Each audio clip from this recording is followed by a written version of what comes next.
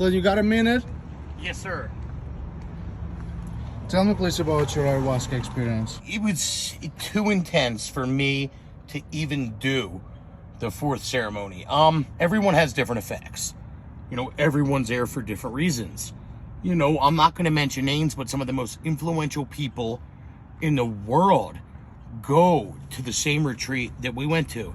Top trauma surgeons, authors, top military generals, Hollywood stars, sports figures. I believe Aaron Rodgers went to the same one we went to. Man, like when they say this is next level shit, it truly is. I've done everything imaginable in my age.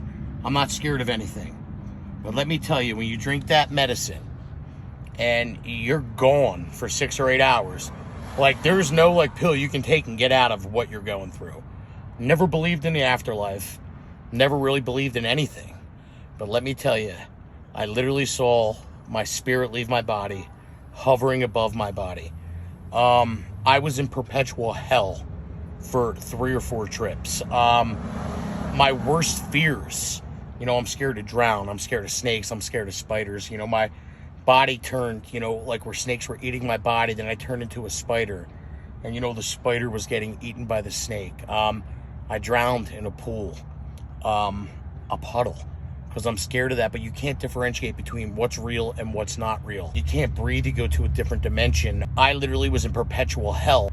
There were cylinders, there were lights. You know, the only bright spot was I had met my dad that had passed away on the beach in the same clothes. But I mean, for me personally, it wasn't a good experience. The premise of it is dying while you're still alive. And if you just think about that for a second, it's truly insane, because you literally die and you do go to a different world, and you do see there is an afterlife. Me, I just dealt with, I guess, my demons per se. But they say, you know, yeah, you're happy to be alive. You know, it humbles you. You know, you find your reason. Yeah, you're happy to be alive because I went through fucking hell, like, and died in the worst possible way. So of course, I'm humbled, and it humbles you, and you're thankful to be alive. But the medicine worked on me in a different way, where I met my fears, but in the worst possible way. So I didn't enjoy it, but sitting back now, maybe it did have an effect.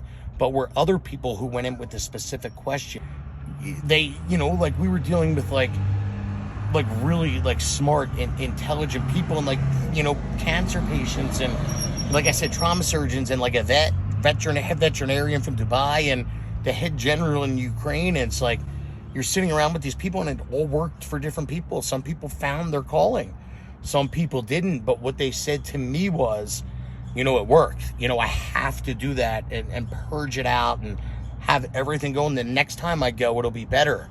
But it did make me a better person from the standpoint that I'm humbled now. And it's like I literally died. I saw my spirit go. The things I saw and did, like, people wouldn't believe until you actually do it. And I'll get more in depth and look back at maybe some notes in my writings and so forth. But I just wanted to give you a general synopsis. And the moral of the story is, hey man, this shit is legit. You're going to deal with some stuff that you don't think you can deal with. You're going to put yourself in mental situations where you're just going to leave a tougher person because you didn't die. And you basically survived. And the next time I'll get into the spiritual element of it, the shamans break it down, like how we met the next day, our detoxification process, and so forth. So that's just a little bit. And, you know, hopefully that enlightens you guys a little bit. And the more I talk, if I don't bore you guys, you know, I'll give you more in depth of what we actually did.